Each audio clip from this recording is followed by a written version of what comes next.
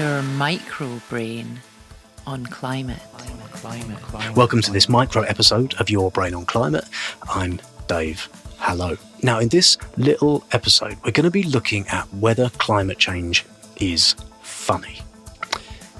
Well, no, it isn't funny. It's like wildfires, like at the moment, and famines and drought and dead animals and people suffering and stuff. And last week, I hung out with a bunch of climate scientists, serious, lovely, brainy people who spend all day looking down the barrel of the awfulness coming at us like a train, the predictions in their models about climate change. And they don't think climate change is funny.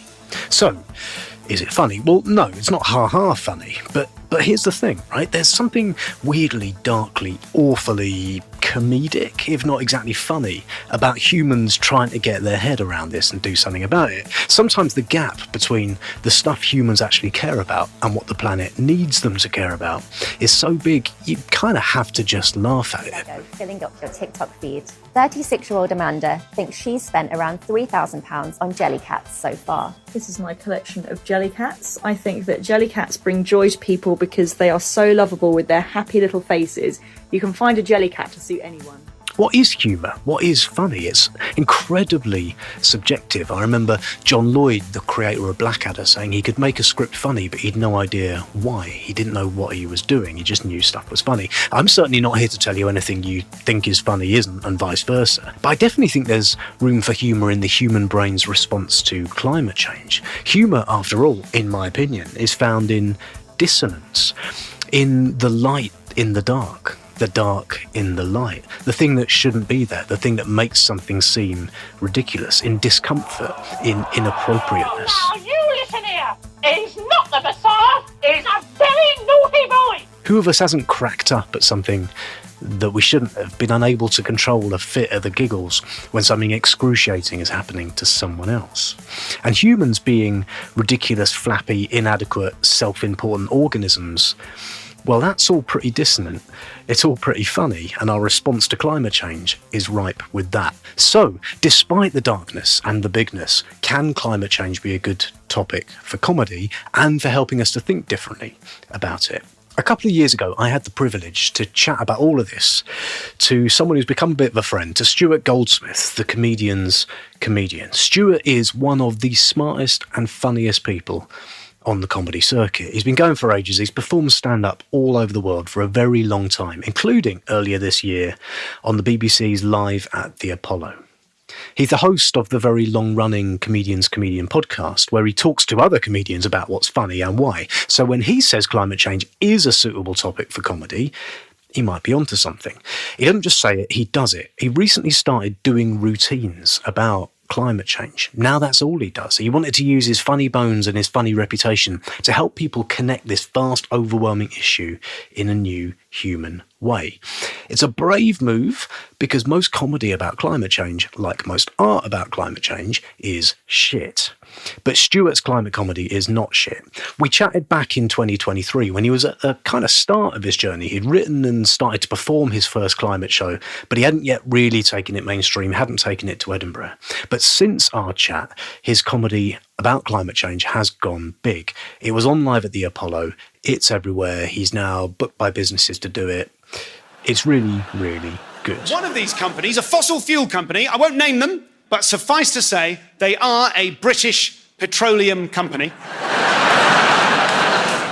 In the 90s, they popularised the idea of the carbon footprint calculator. I'm sure you've heard of that. And that was their attempt to shift the blame, to shift the responsibility onto us, as if it's solely a problem of consumption and not also production. That was their attempt to say, we, at this morally neutral fossil fuel company, have created for you, scumbags, this system so that you can more accurately assess precisely how culpable you are for using our morally neutral product. You're welcome, you disgust me. So Stuart and I talked in 2023 about a lot of stuff, but this little clip I'm about to play you is about that fundamental question.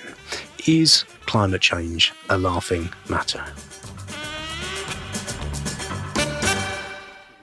I needed that. Right, because climate change itself, the thing, not funny. Not funny. We can agree. Well, right. You see, well, I mean, obviously, we're talking in sort of big abstract concepts. I don't think you can say anything's not funny. I mean, look at the final episode of Blackadder Goes Forth, the Somme, or whatever, it wasn't the Somme, but, you know, the trenches, and not funny, but they made it funny. We lived through it.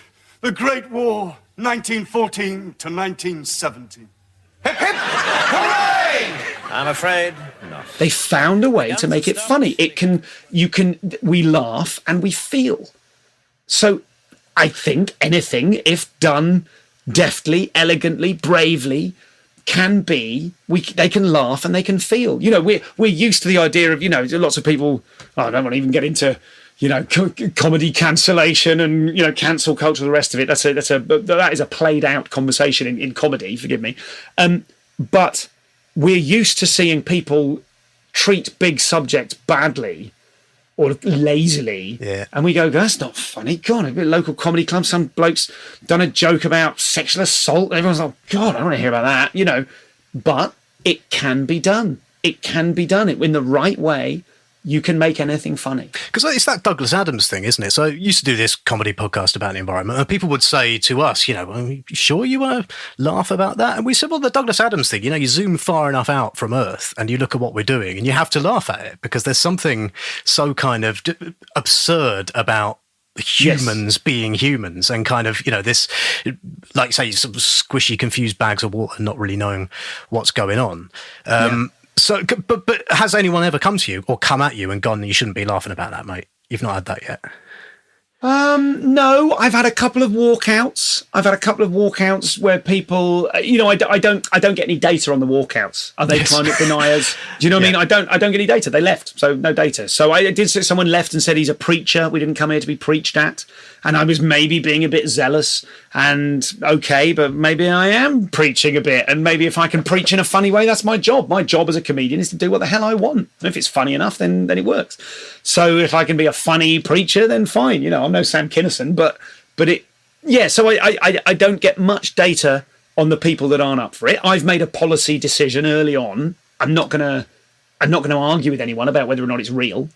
You know, at the beginning of the show, near the beginning of the show at the moment, I'm saying, you know, this is the show. It's about climate crisis. And just to be clear, I haven't said this on the posters, but I am against the climate crisis. You know, it is real and I don't like it, you know. And there will be people there who don't believe it, who don't believe in me, who think it's, you know, who think, oh, Stu's found an angle. You know, there'll be people think, you know, there'll be everything under the sun.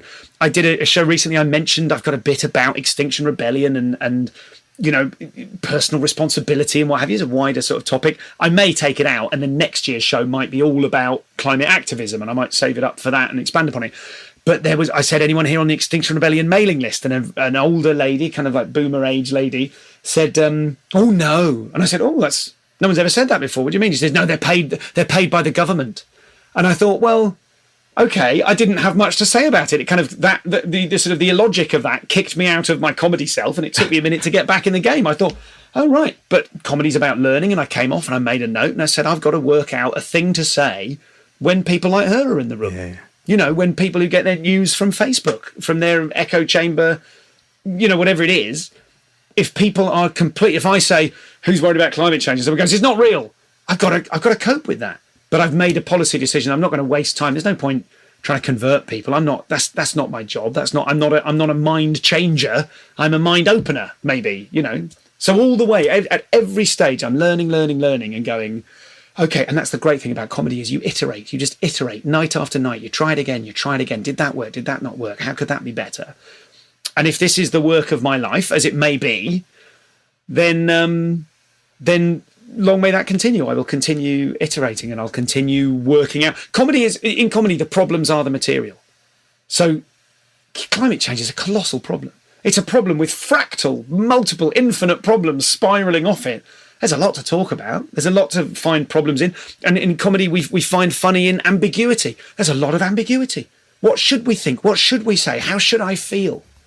So there's so much clay there to work with.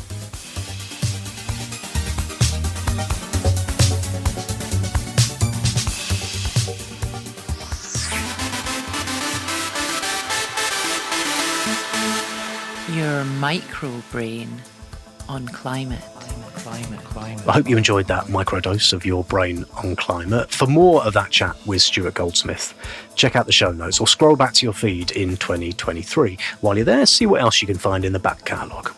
I hope you enjoyed it. If you're a regular listener and you like what I do, please remember that Stuart and all of my guests are paid for their time. It's only little old me doing this. No huge podcast production empire props up this bad boy. So I'd love your support at patreon.com/yourbrainonclimate. A 5-star review, a written review would do enormous things. Thank you so much for doing that. We need to strike back against the trolls that are going around awarding climate podcasts like mine 1-star reviews just to be arseholes. Right, back soon with a full-sized episode. Until then, take care of yourself, keep it real, and if you see something silly, you see something that don't feel right, have a laugh at it. Okay, bye.